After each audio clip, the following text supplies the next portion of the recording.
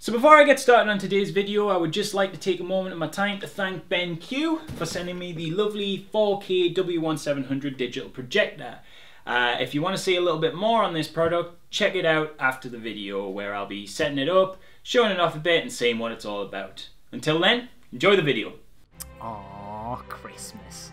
It's that wonderful time of the year when racist uncles crawl out of their caves in order to consume Brussels sprouts before their next hibernation, when Americans drink eggnog and pretend it doesn't taste like warmed snot, and most importantly, it's when the Hallmark Channel play the same romantic comedy movie about a middle to upper class heterosexual white couple falling in love in spite of their differences on repeat and just change the title slightly.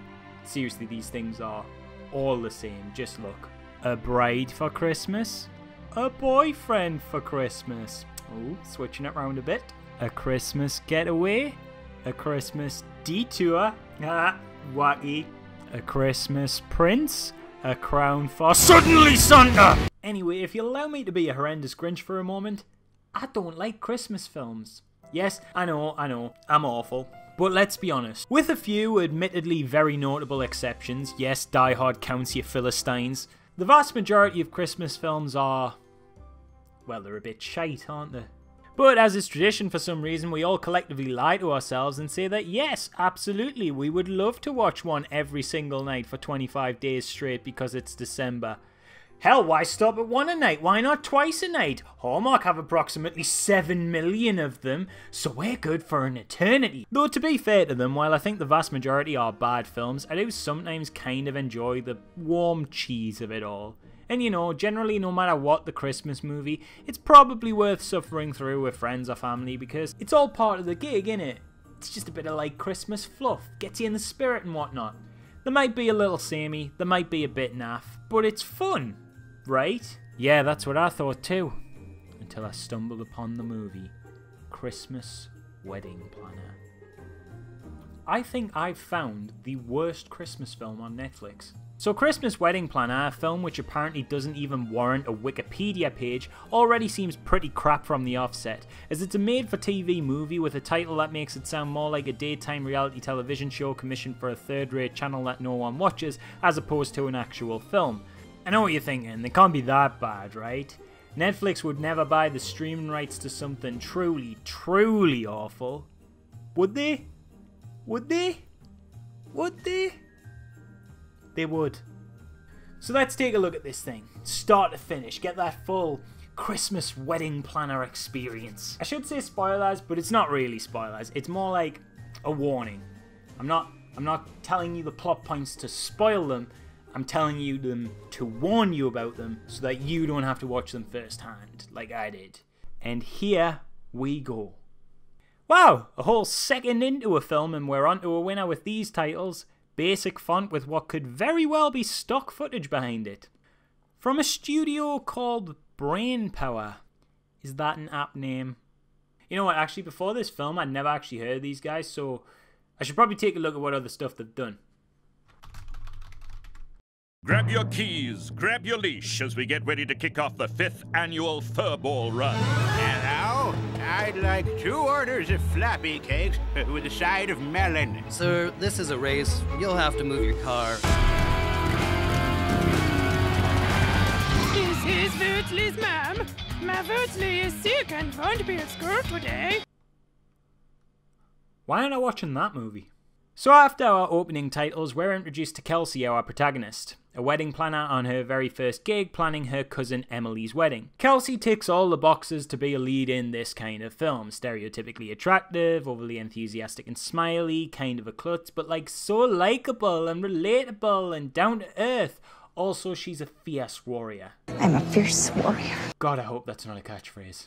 Anyway, it's established she's late for her cousin Emily's engagement party that she organised, and in her rush to pick up a scone for her auntie, she accidentally bumps into an incredibly handsome man who she is immediately at odds with when he picks up the last scone and refuses to sell it to her.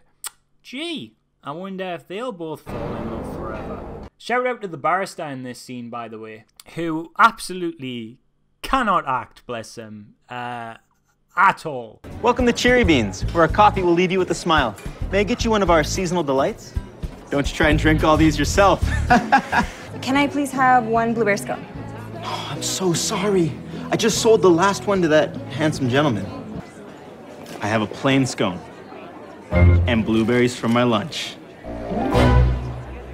You're great, dude. You keep doing you. Nobody else in this film is any better. Don't worry about it. So Kelsey leaves sconeless and heads to her auntie's, reiterating just how late she is to the audience by standing outside the home she's late to enter and types what's essentially a massive info dump into her phone. Just throwing it out there, but maybe you wouldn't be late to everywhere you go if you didn't stop to blog your entire life in text messages every 10 seconds. So at the party, her auntie, who was a real smug, stuck-up, unlikable git, scolds her for her tardiness and lack of scone. But other than that, everything seems to be going just swimmingly until, whoa, what's the handsome man from the coffee shop doing here? Who is he? That, my dear, is the greatest threat to your business. How so? Connor McLean. Emily's ex, Connor McLean? One and only. Why is he here? Didn't he break her heart or something? Well, you could say that. Well, he could be planning to ruin Emily's wedding or your company or to steal all of our family money. I wouldn't put anything past him. Oh, this could be trouble. Luckily, our protagonist Kelsey is on the ball. I am a fierce warrior. They're making it a thing. They're making it a thing. Okay, I will be a polite, fierce warrior. Oh, it's a thing. So anyway, Connor, who we now know to be Emily's ex, explains that he and Emily are actually friends now, and he just dropped in to give her some well wishes and congratulations. He isn't there to cause any trouble, but then he drops this oh so subtle little remark. Like, honestly, you have nothing to worry about when it comes to Emily and I promise. Good to know. But I can't promise the wedding won't be ruined. Ooh, great party. Wait, what? What an arsehole. They're gonna fall in love as well, aren't they? They're gonna fall in, I know they're gonna fall in love. I've seen this. This isn't off the cuff. Frustrated by his words, Kelsey chases Connor to his car and demands an explanation. And she gets one, accompanied by obscenely out-of-place sound effects. Look, here's the deal, Kels. Can I call you Kels? No, you may not. All right, the truth is, I'm a private investigator. I was hired to look into Todd, that's why I'm here. The film is full of these very random, unfitting musical cues, by the way. I've actually already skipped two. Apparently, if you approach Connor angrily, a circus plays nearby.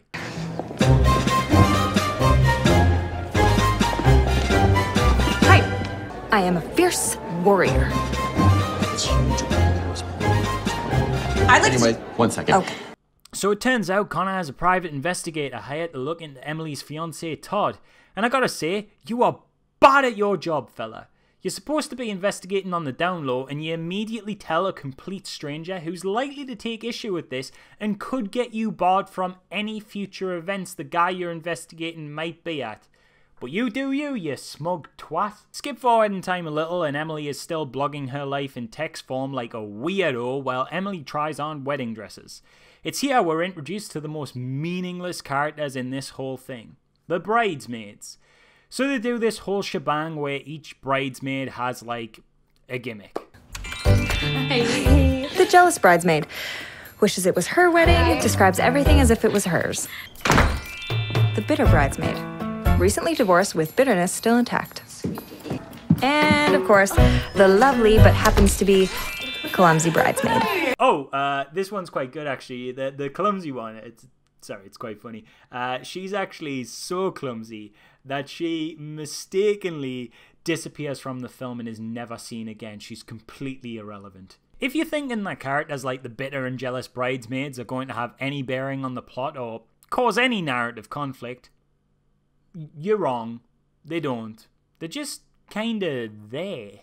I'd say these guys are here to supply some comic relief, but like, one spills some cookies.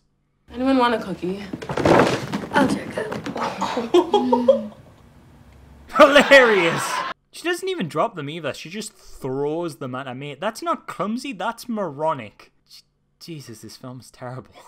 Moving on, eventually Todd makes an appearance and gives all the girls gifts because this film needs to pad out its runtime with a lot of absolute trivial crap that takes forever and goes nowhere. See also, The Bridesmaids. He does give this stinker of a line while he's here though. Yes, thank you, Todd. Very kind of you. Silly. Anything to keep my girls happy. My girls. Dude, you're meant to be the friend, not the pimp. While he's present, however, they do manage to squeeze in some plot developments, even if they are very ham-fisted and forced plot developments, as Kelsey notices Todd talking to the receptionist and immediately assumes he's cheating on her cousin, because he laughed a bit, I guess, and he pointed at some mistletoe. He doesn't, like, kiss her or anything, but he does point suggestively. He also writes something in her book, and Kelsey tries to find out what through this awkward exchange. Find something you liked? Maybe I should be asking you that. Yes. Emily loved the Stevenson dress. Perfect.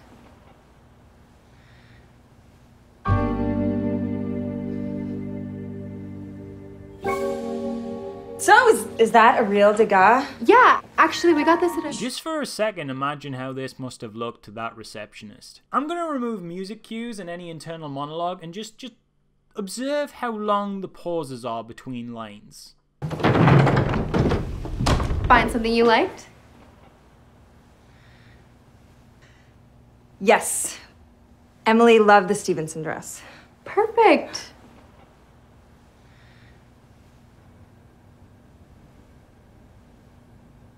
Kelsey looks sudden demented. Are those cookies from Charles Bakery? He's making Emily's wedding cake. They sure are. I pick them up fresh every morning. Do you like one? No. This is so awkward. So Kelsey didn't quite get the look in the book that she wanted, so she hatches a little bit of a scheme.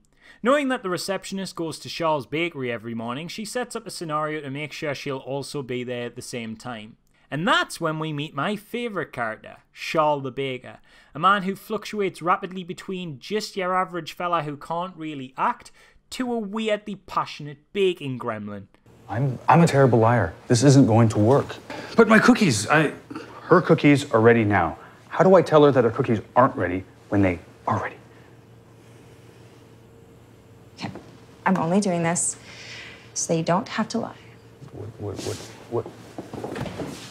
What are you doing? Don't. No. Look at him, huddled over a box of cookies like Gollum with the One Ring. What is he even doing here? What does he hope to achieve? She cut the ribbon. Fidgeting with the ends of it isn't going to fix that. I love him so much. He's so weird. Anyway, the receptionist leaves to take a call, giving Kelsey an opening to look in her bag, which she does so without Emily noticing that something's going on by using a truly intelligent distraction.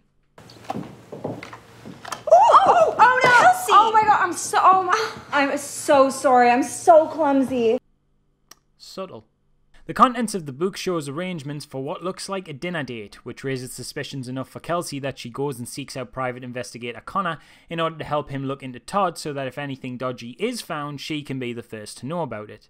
Of course, that's not anywhere near forcibly romantic or time-consuming enough, so it has to be misinterpreted as a date by the incredibly awkward and weird waiter, and my god, this dialogue is horrendous. I didn't know you were having a date.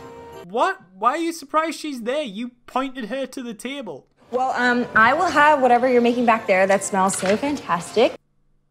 That's all of the food. The smell you're smelling won't be any one dish. It'll be a collection of all of the food.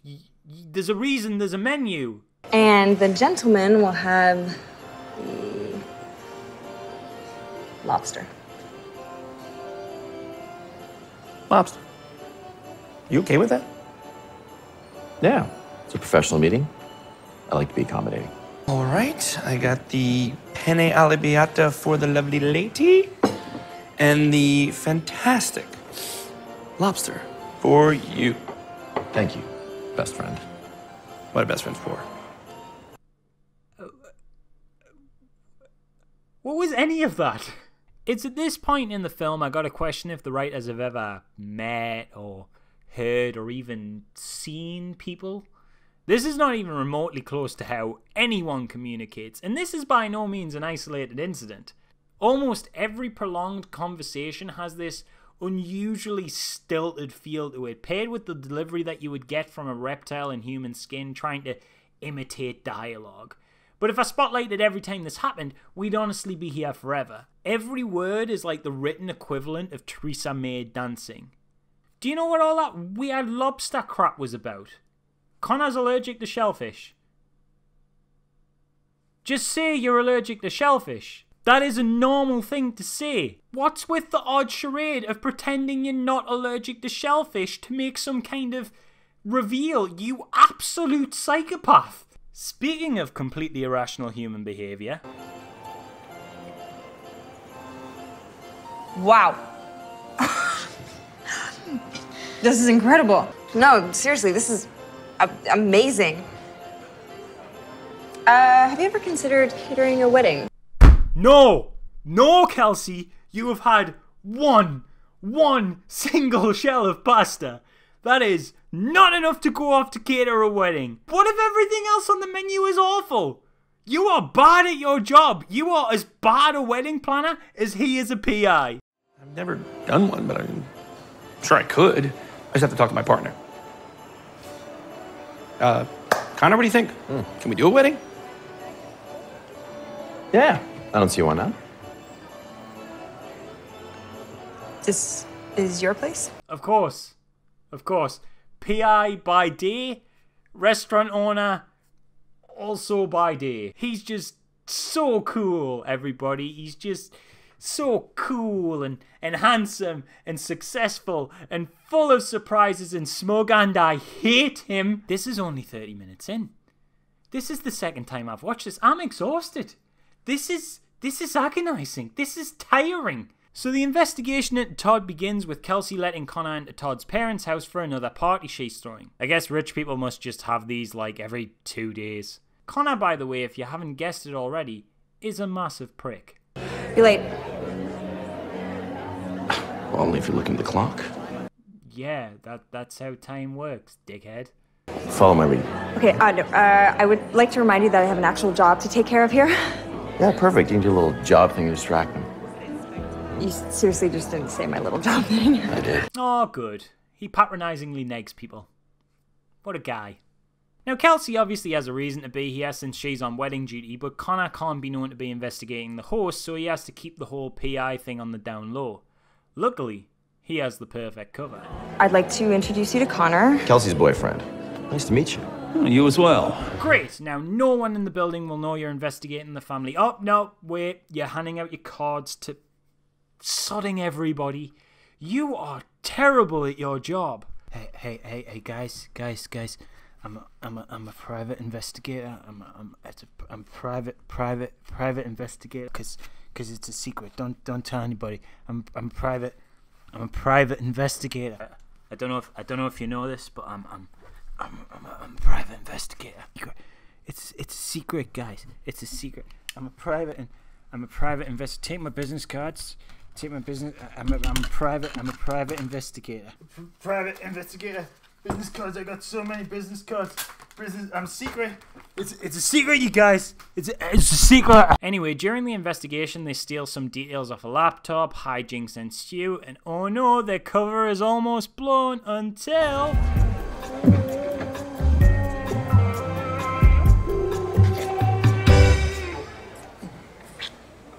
Kelsey. What is this? You know how women get. Gotta keep them happy, huh? What a bell end. Jumping on in the next scene, Kelsey's grumpy auntie decides to warn her that Connor has bad news, and this really wouldn't be worth going into particularly, except this is where we also get the biggest travesty of the entire movie. Those cushions. Say something hideous and horrible jumps out at you. Something so disgusting that it simply must die. So tacky. I can't look directly at it. Okay, now I will say, if you own those cushions or cushions like them and you felt a little bit personally attacked by my remarks, they're good. You should. They're hideous. Moving swiftly on, the next scene just features Emily and Kelsey trying some cake, but this one's important to mention because it features my boy Charles. Now at this point, my boy Charles on screen. So I'm just going to sit back and enjoy his presence while drinking this water that I absolutely won't spit out in disgust because nothing bad can happen while he's here. Don't even try the lemon cake, because I used Eureka lemons like a fool. What were you thinking, you absolute fuckhead? I can't even look at you anymore. Get out! Get out!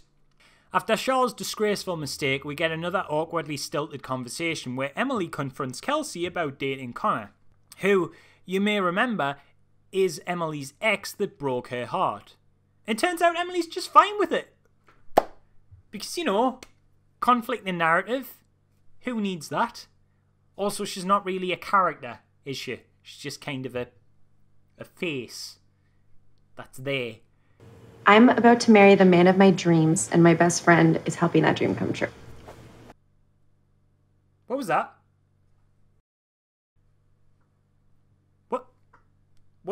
What's that face?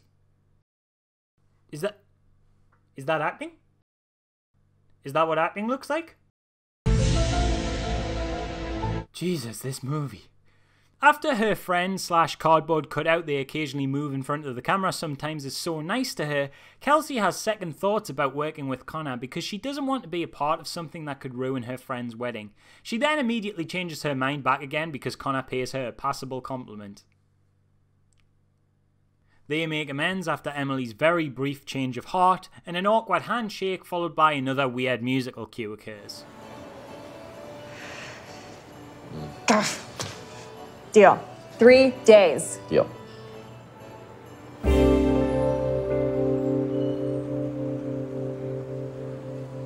Well, I happen to know where Todd's gonna be. That was weird. And they agreed to do a stakeout. One-on-one time together. Oh yeah. Perfect chance for a romance montage. Oh, whoa, we got something here. Check this out. Oh yeah, music's hitting. Let's get all that cute shit flowing. Yeah, like looking through binoculars. Ooh, very, very cutesy. Nice. Now, yeah, wear some sunglasses. Yeah, you feeling what I'm putting down here? Oh, okay. We're back to the binoculars again. That's cool. I'm still feeling the vibe. Binoculars again. Okay. Feel like we might have covered that one, but sure. What's next? Give me something cutesy. And he's just wearing sunglasses again. This film is like the opposite of a boner. Oh, selfies now. Guess that relationship blossomed. Must have been all that romantic binocular use. Little dance and montage over. That was worthwhile. I find it troubling that the entire basis of the movie's success relies heavily on the audience being invested in these two as a couple, when not even the filmmakers or performers seem to be invested in it. Like, have them goof off a little more. Like, they didn't have a cheekily steal his glasses and try them on, or have their hands meet and linger as they pass the binoculars or anything. I mean, just throwing some lame crap like that to spice things up a bit. This is like base level. So the two leads carry on their stakeout, following Todd into the restaurant where he plans to meet the receptionist from the dress place and see what's up. There they are greeted by another weirdly invasive waiter who seems more invested in their relationship than they are. Getting a little bit of a first date vibe here. Wine? Oh no, we work together, but thank you anyway. Office romance? No, not exactly. Yeah. We're not allowed to date here either. Forbidden love. This calls for a Shiraz. I'll be right back. What is it with the waiters in this film? So hey, look, another accidental dinner date, but since Kelsey, like everyone else in this movie, isn't human and doesn't understand how people interact, she once again decides to text her whole life events up to this point to someone not present as if her phone were a journal. Connor notices, and we get this revelation. I was texting my mom. Oh. I shouldn't pry. She passed away a few years ago. Of course she's texting a dead mom. Of course she's texting a dead mom. Because you know what this film didn't have enough of yet? It didn't have enough forced sentimentality. We need more of that dead mom shit. Throw some dead moms in there. Throw some dead moms all over the joint. Give Connor a dead mom. Give the auntie a dead mom. They've all got dead moms. And they can all text their dead moms too. We don't have enough forced sentimentality in this film yet, so let's chuck a dead mom in there. You can tell this is just a really, really cynical grab at emotional manipulation in order to hit that sweet, sweet sentiment button these films always try so hard to push. Because if you remove the dead mom element from this whole movie, it's the same film. You can take it out entirely, the film's the same. You lose nothing. Granted, you lose nothing by not watching it at all, but you know what I mean. Plus, this whole revelation is shoved out the way super quick anyway, just so the characters can flirt with one another. Ooh, nothing quite so sexy as dead mom talk, eh?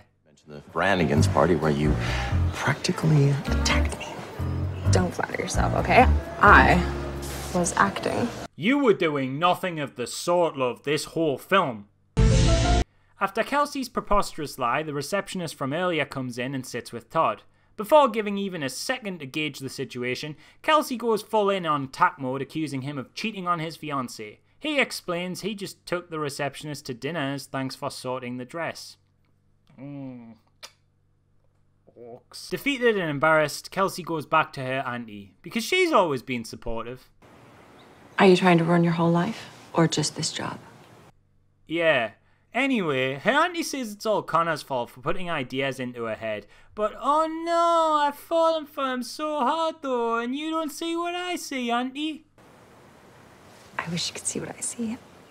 I know he's bullheaded, but he's actually really sweet. But uh-oh, a twist. What is that? It's from a check your Uncle Albert wrote Christmas Eve 10 years ago. Why do you still have that? To Connor. Why? To buy him off. He said if he gave him the money, he would go away and never talk to Emily again. So Emily woke up Christmas morning and Connor was gone. And Emily's heart was broken. That doesn't sound like him at all. This is from another check that Albert wrote a few months ago before he passed away. Connor was fleecing him again for money. That's why he's here. I feel like this is information Kelsey could have done with beforehand, but you know, whatever. Enraged, Kelsey calls off her budding romance with Connor, who takes it really hard.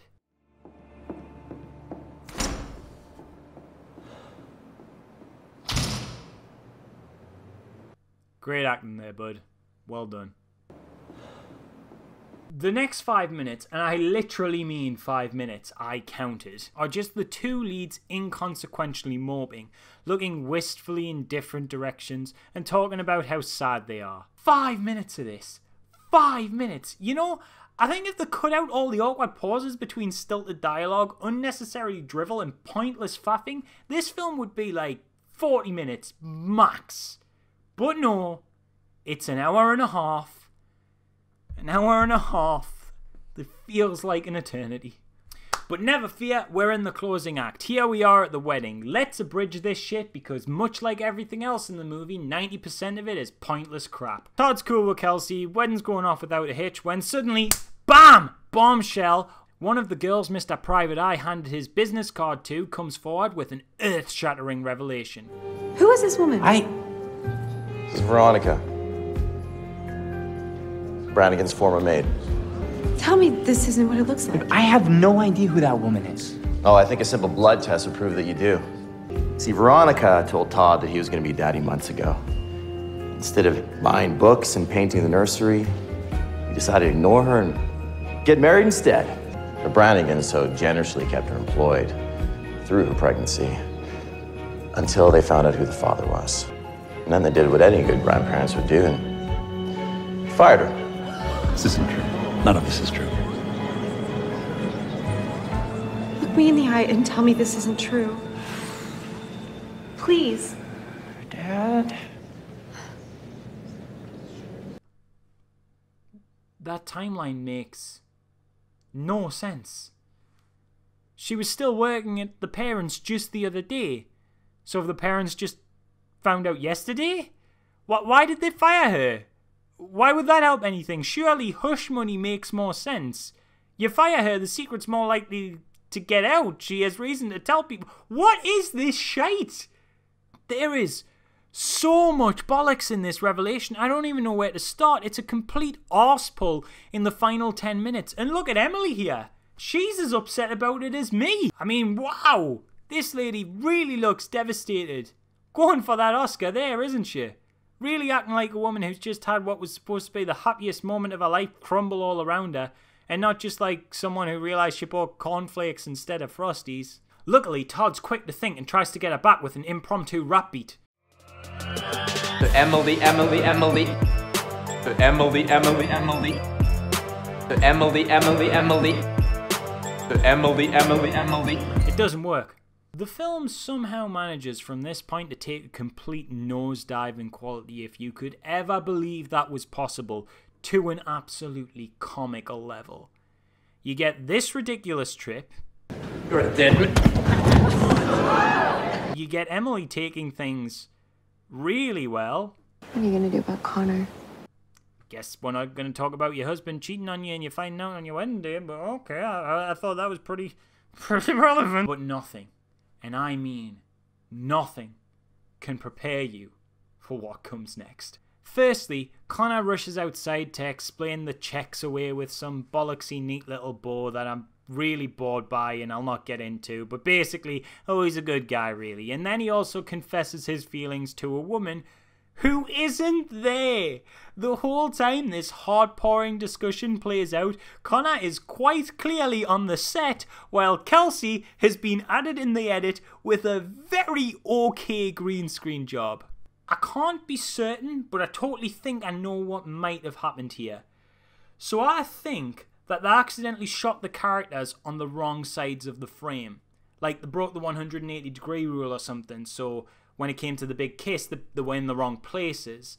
Connor was walking in left, but ended right, and vice versa for Kelsey. And then they couldn't get the actors back at the same time for reshoots, because if you watch carefully, in order to get them into a place where they can share the shot again, you have this moment where Connor, or maybe even a stand-in for him, sort of awkwardly kind of walks past Kelsey on the green screen so that she can turn toward him and then he turn back towards her before they can go into the kiss, where they're both on opposite sides from their starting position. And later they have a stand-in for the auntie, who's totally good and friendly and loving now, by the way. And the two leads are against the green screen, and it's even more obvious then than before. Oh, it's beautiful. I don't know that's what happened for certain, but I think I'm onto something. Either way, it's hilarious, and you can see what I mean by the quality nosedive. But don't worry, we're not done yet. Okay, well, I'm gonna go tell everyone that the Grinch stole the wedding, so I'll go. No, I'm supposed to be the one that's in charge, so. I'm the head of the family. I'll make the official announcement. Kels, maybe you can ask them to stay. No. No! No, you can. No! No, you can't do that. What are you doing? That's not how that works. That's trying not to make how a that romantic works. gesture. No! No! And the ring too? No! Jesus, wet movie. Do you, Connor McClane, No! take Kelsey Wilson to be your What? lawfully wedded wife? What? I do. And do you, Kelsey Wilson, take Connor McClane to be your lawfully wedded husband? I do. And that's the film. Emily is just okay with her cousin stealing her wedding after just finding out the man she almost married was a skeezy little cheater. No! No! What do I even say now? How do I approach this? Are we going to get a sequel where they get divorced because they realise they've known each other a week and Connor's actually a massive dickhead? Look, I know a lot of these films like to wrap everything in a cute little bow, but come on! They even take her honeymoon suite. They take her honeymoon suite. Poor Emily is gonna cry herself to sleep tonight while her best friend and an ex who broke her heart just pound it out on her honeymoon bed. Merry Christmas, Emily. Merry Christmas. Wow. Wow. It's all been building up to this, hasn't it? That is special, innit? What an absolute car crash of a plot. What a car crash of a film. Awkward throughout, weirdly edited to give dialogue long spacious gaps. 90% of it is inconsequential drivel that drives nothing forward. The acting's abhorrent, the comedy's horrendous. This is a train wreck. And I am just so glad that I have been able to document this Christmas miracle for you all. I hope that gives you some joy this holiday season. Merry Christmas, happy holidays. I'm going to be taking a break now. I'm going to be visiting my girlfriend over the holidays in America, so I'll be gone for a little while, but I'll see you all in the new year. Though if you would like to stick around, I do still have the gift BenQ sent to me to go over if you want to know anything more about that wonderful projector I promised to talk about at this very start of this video. Okay everybody, thanks for sticking around. Hope you enjoyed the video. I don't know what it was because I'm actually filming this before I have edited the review. I'm sure it was fantastic though. I'm normally mint, obviously. Anyway, I said I would talk about this thing here, my very first projector, and apparently a pretty good one. This is weird, isn't it? This is really weird.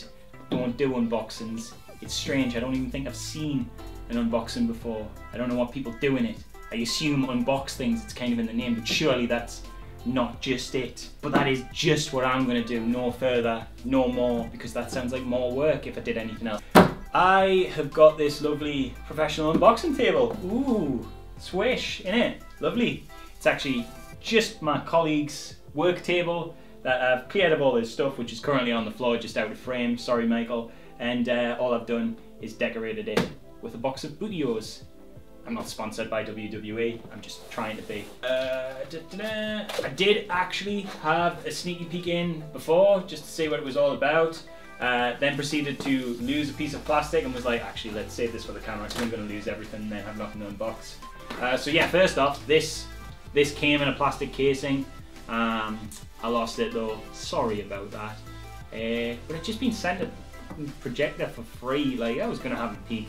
Anyway, so you got your power cord. Everything else is new to us though, honest. You got another power cord. Oh, that's the American one, right, isn't it? 2 prongs? Yes. Yeah. Okay. American, European. Okay, so you can have European power or inferior power if that's what you're so inclined to do. I guess this is the remote. Yeah, so we got a remote. I don't know what to do in these. I mean, it's a remote. It has buttons. Is this what you want? Is this what people enjoy? Oh, actually, no. There is actually something interesting on this. There's a 3D button on the remote there. I didn't realize it did 3D. Does it? Yeah, it does 3D. Holy shit! Didn't know that. Probably should have read that brief for the centers. We got instructions. I can't wait to not read them and get frustrated after 2 hours of failing to set it up and then consult them. And it looks like that's everything apart from the projector. Is that right? Yeah, so I guess that's it. It's just the projector and power cords. I kind of expected there to be more to it. That's not a knock, that's more of a compliment. I thought I was going to have to, you know, assemble a lot more, but it looks like it is literally just plug and play. Basic power options on the top, ports on the back. Let's have a look. We got audio in, audio out, obviously VGA. We got 2 HDMI ports there, mini USB, USB. One I'm not even sure what it is. I should probably know that, but I don't. Yeah, I guess there's nothing left to it other than to set it up somewhere and see how things look on it. That's cool. Okay, so here we are in my office's conference room. They were kind enough to let us use it while I tested this thing. I would have shown you it in a home cinema setup, but I actually don't have a projector screen yet. Obviously, depending on how good this is, I might get one. But yeah, so I'm kind of cheating. You're not quite getting the home cinema experience, but you will be able to see it in literally the perfect conditions, so we'll be able to see just how good it can get. I'm going to test a couple of devices. I've got my Switch here, a laptop, so we're going to run Netflix off of that. It's like not a great laptop, like see if that makes any difference. I can't imagine that it will, but you know, that's worth checking. And we're going to play some Blu-rays on trusty, I just hit myself in the chin. We're going to play some Blu-rays on trusty old PS4. So let's see how it goes. We've got the device here. As far as I can tell, it is literally just plug and go, so let's do that now. So at this point I'm just going to talk you through my experience with the projector. Setup was genuinely really simple. You plugged it in, you turned it on top, you popped off the cap, and then you just attached via HDMI cable whatever your preferred device was, be it PS4, Switch, laptop, though presumably it works just as well with Blu-ray players and Xboxes and all of that jazz. But yeah, once you've got that all plugged in, the picture's right up there and it looks great from the offset. Not ideal situations for filming. The stutter you're seeing on the screen, that's not actually there on the projector. The projector genuinely does look great. That's not there. That's just to do with refresh rates of cameras when you're recording sort of off-screen images. Once we got the lights off though, it really started to look great. I'm in the middle there for scale. It actually went bigger than our projector screen was able to handle. I was under the impression that this projects up to 100 inches, but I am fairly confident that that's a 100-inch screen, and we can go quite a decent chunk bigger without losing any quality. So after messing around on Red Dead 2 just to set it up, we decided to see what it would look like with films and TV shows. Animation was the first thing we tested, and that looks particularly great on this. The colours just pop, but then again, to be honest, live action looks just as great too. We tried the 4K remaster of Ran, we tried Grand Budapest Hotel, and yeah, everything just looks phenomenal. You gotta remember here, you're seeing this just recorded off screen on a DSLR, like it's not remotely doing justice to just how genuinely great this thing looks. I'm not just saying that, it looks amazing. It was especially fun to boot my own film up on it. I chucked the August Club on it just to see what it looks like, and it's never looked better. I genuinely don't remember it looking this good at the cinema when it had its early screening back in January. Not so fun though was watching the entirety of Christmas Wedding Planner on this. Yeah, you know how that turned out. At least the picture was good, even if the film was most... the real game changer for me though was getting to sit down and play Smash Brothers on it. I'm a huge Smash Brothers fanboy, and the new game's amazing, and on this projector, oh my god, it looks so good! So good! I definitely think that I'm still going to be using it for films and stuff, but I actually think my main use of this thing is going to come from hosting Smash Brothers tournaments around the office with mates. This was just game changing for me. This was exceptional. Especially exceptional was the fact that the only two guys there helping me out at the time were infinitely worse than me at the game. I absolutely smashed them, no pun intended. I destroyed them. It was fantastic. I definitely won every game. It's not just because I have control of the edit. All the highlights of me looking great. Here's some now. They are the only ones that exist. There is no other highlights. There is no highlights where I lost. It's not a thing. I promise you, it's not just because I'm making the video. But yeah, so anyway, my experience with this projector has been really great. Can't thank BenQ enough for sending it to us. I'm ecstatic to have it. It's the kind of thing I could never justify purchasing for myself because it is quite expensive. Not in terms of being expensive for a 4K projector. As a price point, I understand it is actually quite cheap for what it is. It's just I don't have the kind of disposable income to buy 4K projectors. That said, if I did, I genuinely would absolutely buy this one, having now seen it. Not just saying that, this is awesome. If you do have the kind of disposable income to get a 4K film projector, or you want to make a home cinema system, or you're looking for a big Christmas gift to totally spoil a family member or a friend with, then links to buy are below in the description. Thanks for watching the video, hope you had a good time, and I'll see you in the new year.